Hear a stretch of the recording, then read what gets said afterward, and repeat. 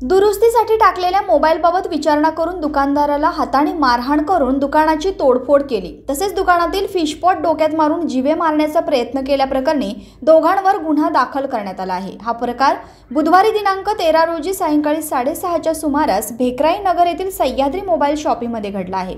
याबाबत अरविंद जगन्नाथ दोडमिसे राहणार green फाउंटी phase Fursungi यांनी गुरुवारी दिनांक 14 रोजी हडपसर पोलीस ठाण्यात फिर्याद दिली आहे।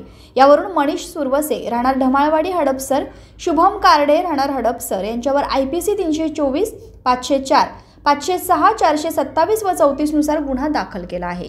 पोलिसांनी दिलेल्या माहितीनुसार फिर्यादी यांचे भेकराई नगर येथे सह्याद्री मोबाईल शॉपी नावाचे दुकान आहे। आरोपींनी 6 महिन्यापूर्वी फिर्यादी यांच्या दुकानात मोबाईल दुरुस्त करण्यासाठी टाकला होता। याबाबत आरोपींनी फिर्यादी यांच्याकडे विचारणा केली, त्यावेळी मी तुम्हाला तुमचा मोबाईल शोधून देतो असे फिर्यादी यांनी सांगितले। याचा राग आल्याने आरोपींनी शिवीगाळ करून फिर्यादी यांना हाताने मारहाण केली।